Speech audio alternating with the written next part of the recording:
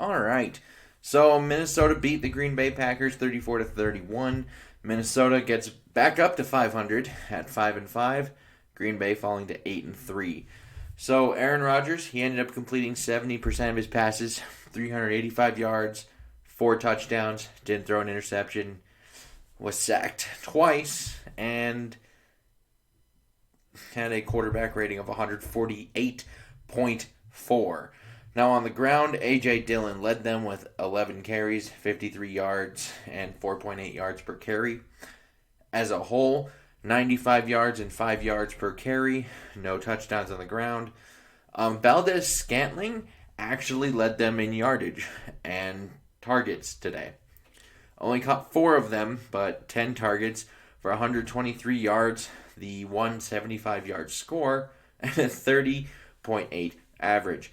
Adams caught 7 of 8 targets for 115, 16.4 average, and 2 scores. There were 7 of 11 on third down, 63.6%. 2 of 3 in the red zone, so 67%. They were 28 minutes and 59 seconds of time of possession. 8 flags for 92 penalty yards. And Minnesota, Kirk completed 68.6% of his passes for 341 yards, 3 scores, no interceptions, 2 sacks, and had a rating of 128.4. Now on the ground, Cook led them in carries, yards, and he had 1 score. 22 carries for 86 yards. Only 3.9 yards per carry, though. As a whole, they had 29 carries for 90 yards, 3.1 yards per carry, and the 1 score with Dalvin Cook. Now, Jefferson and Thielen both had 10 targets. They both caught 8 of their 10. However, Jefferson had a little bit more. He had 169 yards for 2 scores, 21.1 average yards per reception.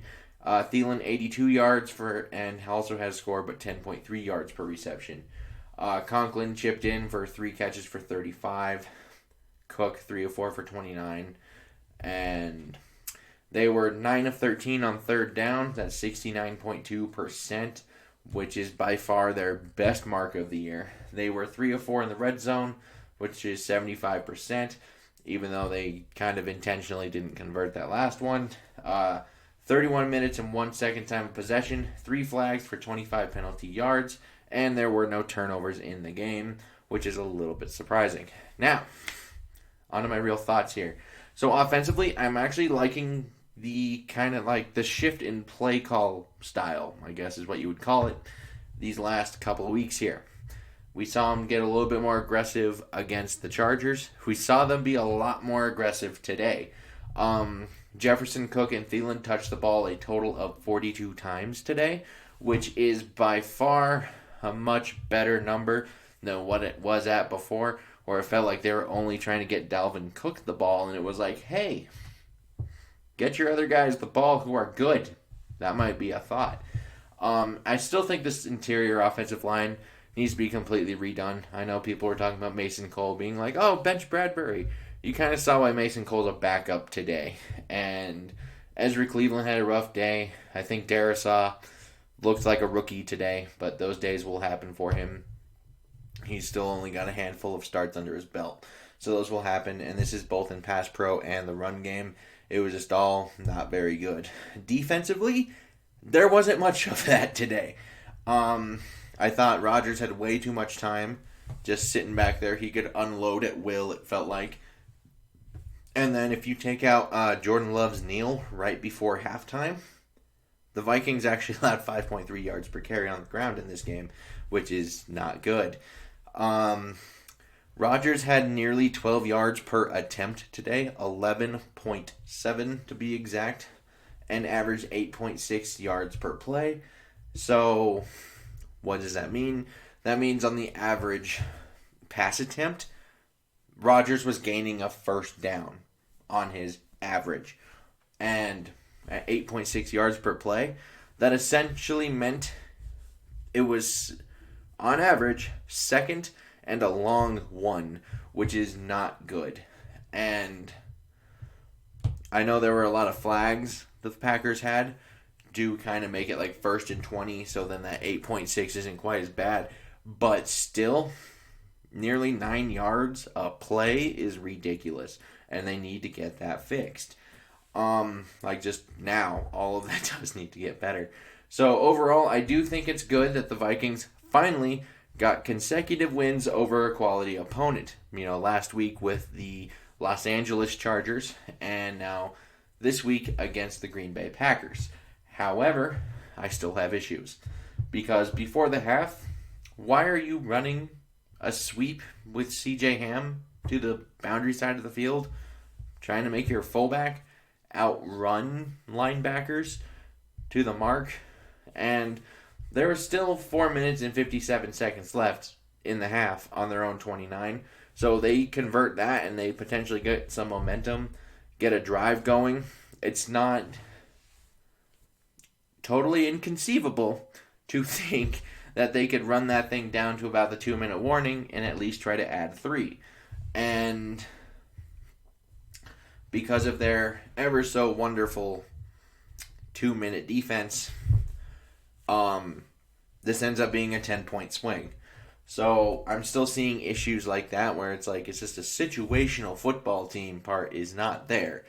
And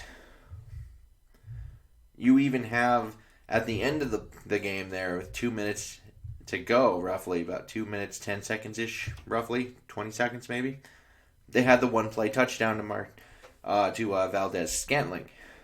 75 yards, score, and it's a single high kind of, they ran a bit of a really deep cross, and it just got over the face of Xavier Woods. So, and then he got behind him. So, we're kind of in that thing again where it's like, oh, it's in the final 2 minutes of a half. What is this defense going to do? Allow a score. And then you come back, you get the flag, and you had the near interception that they overturned. But it's 1st and 5, Kirk. You got time. It's not even the 2-minute warning yet. And why are you going for everything? You don't need to do that. The game is tied. You're not losing. So you are content with basically saying, hey, if push comes to shove, we can play for overtime. Just don't necessarily lose a game here. Why are you going for all of it when you still have the 2-minute warning to go plus 2 timeouts? Doesn't make much sense to me. So it's just little things like that. It's just that make this team super inconsistent and will remain to keep them that way if they don't actually fix them. I have my doubts they can, just because it just feels like this is what they are. And the good news is today we saw the Panthers and the Saints lose, which automatically puts the Minnesota Vikings at the 6th seed. So they went from on the outside looking in that 8th spot all the way up to that 6th spot today. So that's good. And to make things a little bit better, they have a much easier stretch of games coming up than they did, their previous 4. Their previous 4 games, as of the making of this video, the combined record of those last 4 teams was 27-12. The next 4 teams total record is 13-24-2. So if a playoff push is going to happen, this is kind of the now or never time.